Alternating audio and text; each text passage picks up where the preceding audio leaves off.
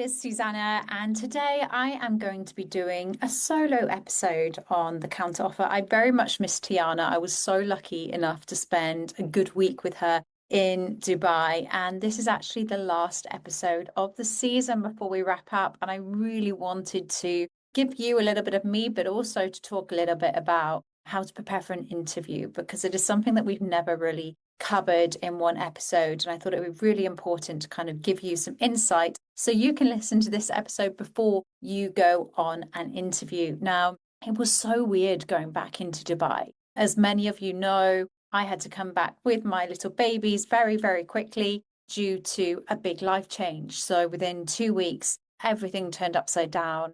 And I flew back to the UK just to be around my parents. And whilst I was back, I realized very much that Dubai was no longer the place for me. I mean, I had sunshine, I had the glamour, and now I'll be honest with you, I've got drizzle, hills, and traffic, and a lot of tax to pay. So many people would say to me, what are you doing? Why would you even throw away that amazing life of like beach parties, pools, expats, friends, and sand for what is essentially what looks like a more grim life? And the truth is that now I've been back about 5 months, I see a different side of what life is all about. I did struggle seeing people who were paid differently based on where they were from, working as almost as if they were slaves around me. And that is not Dubai's fault. It's an issue with the world, but that did bother me. But also for me, I find that in the UK, especially in Bristol, conversations feel much deeper. Everything isn't around money and about achieving. The community feels somewhat closer. People have that genuine sense of care for each other opposed to what are you doing with your life? What are you doing with your job? What are you doing with your next house that you're going to buy? And for me, it just feels like more of a community. Growth feels sustainable, not too fast. And I think a lot of people going to Dubai do really well. If it wasn't for Dubai, I wouldn't have been able to pay off my mortgage next year. But ultimately, one thing I would say is only go out to Dubai if you are feeling that you are a very disciplined person, that you can sort of almost turn your head away from all of the noise. The big cars are showing off. Like I saw a Peugeot the other day and I was so happy. You don't see any Peugeots in Dubai. It's only BMWs, Porsches, and Teslas. So for me, it gives me a sense of reality and a sense of grounding. And certainly for bringing up children, I feel that it's better that they grow up in a place which is not all about glamour and glitz. So for me, being back in Bristol is really great. Being back in Dubai for 1 week last week did feel a bit triggering. You go to places where you've been before, you feel almost like a ghost. You know that feeling where you've been somewhere where you feel like you were, but you're not anymore, but it still carries on without you. It was just a very, very odd feeling. So, anyway, that's a personal update because I don't often talk about my own situations and what I'm doing. And it's been probably one of the hardest years that I'll ever have in my life. But one thing that I do believe that has helped me is lots of good friends, lots of distractions, but also music, meditation, and knowing that one person does not define you and that you are stronger in yourself than anyone can make you via their choices and their mistakes.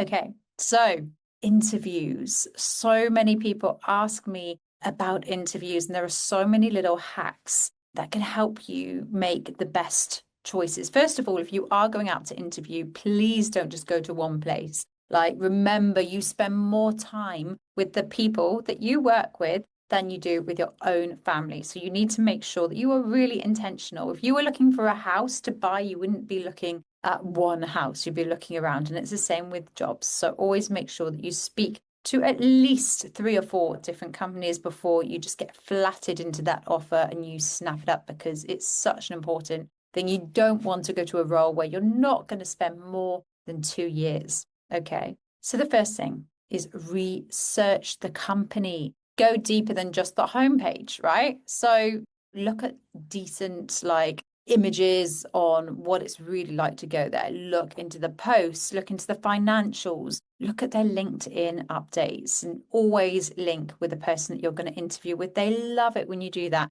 A little personal message saying, I cannot wait to see you. I cannot wait to meet you. Nobody does this. And it's like one of the biggest hacks for going to an interview is to find that person, message them in advance, show that proactivity.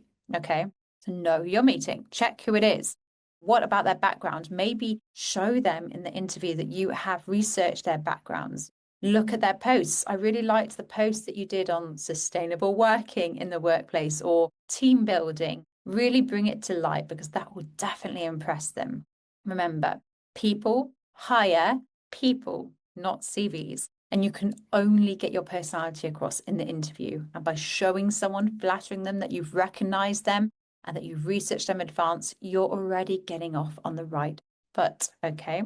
So make that connection. Prepare your stories. Okay. A lot of people don't like bigging themselves up at interviews. And I get it. No one wants to be like, oh, I'm great at business development, or oh, I'm so diligent and I'm so organized.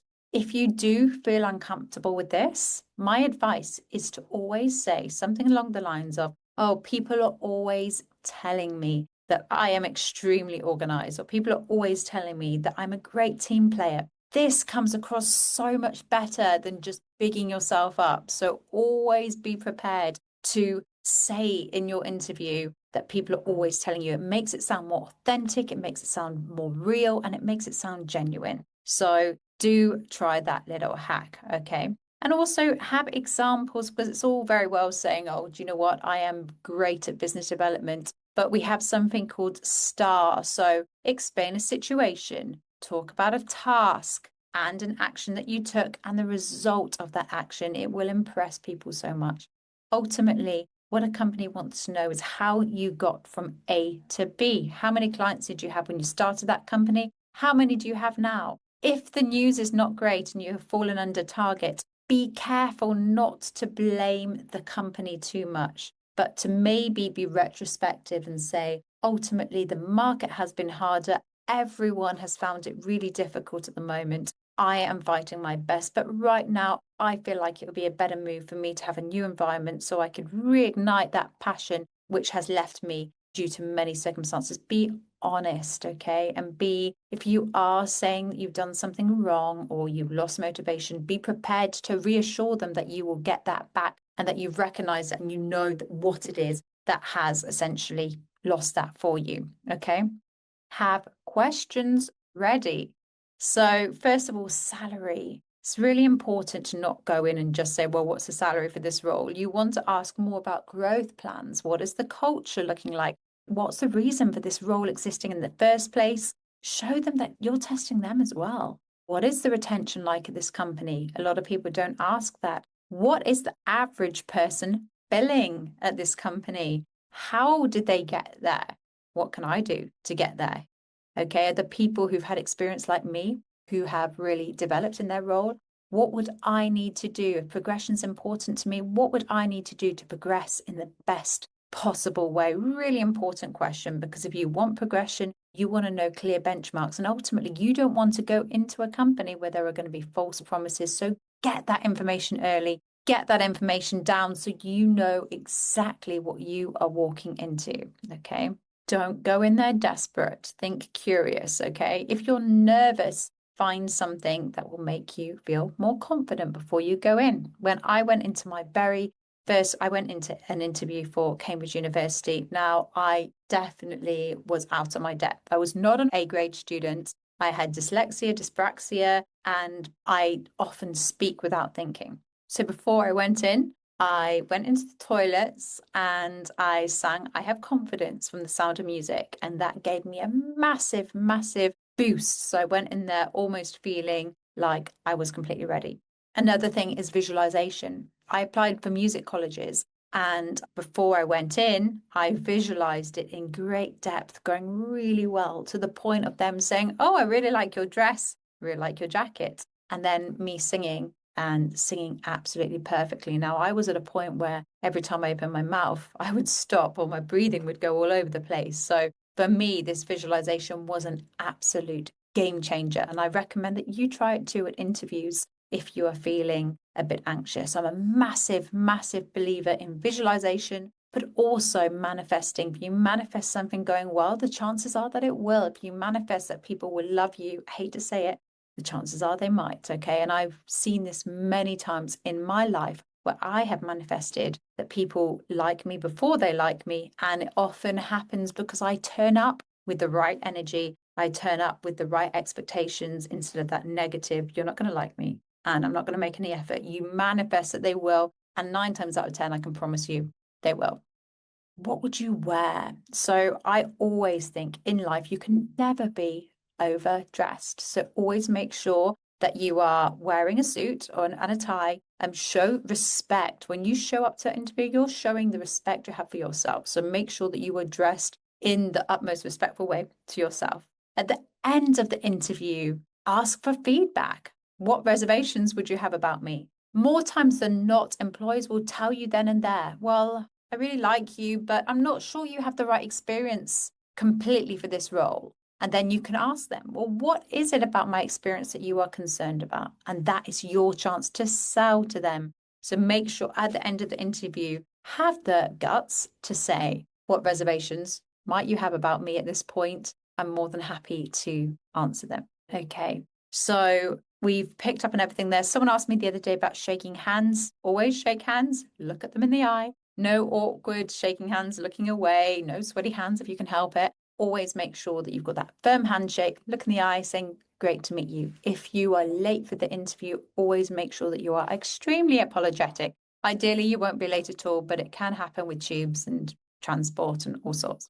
Okay, so hopefully I have given you a good intro on how to prepare for interview. Know your numbers, okay? And make sure they add up. Don't say, oh, well, to be honest with you, I'm doing about 9 grand a week in temp margin, and then say per year that you are billing 100K, 150K, because it doesn't add up. So always make sure that you are working out your numbers. And if you don't know your numbers, give approximate numbers, but make sure they add up, okay? And speak to a good rec direct or a good recruiter. My advice is always to work with maximum 2 rec directs or 2 headhunters, ideally not more, because you don't want to have your name shafted around the market. No reputable rec direct will send your details out without getting your approval first. So make sure that you know your rights there with GDPR, that they do not send your details until you give your confirmation that you are happy for your data to be shared. Wish you the best of luck with your journey. I know how hard it can be interviewing for jobs and how difficult it can be sometimes to be truthful about everything. My advice in life is to always be honest, to be true to yourself. There is nothing that you can't share that can't be explained. So I wish you the best of luck. And if you need any more advice, please do get in touch with me. And again, thank you for listening to the podcast, The Counter Offer. We cannot wait to have Tiana back for the next episode of the next season. Have a lovely day.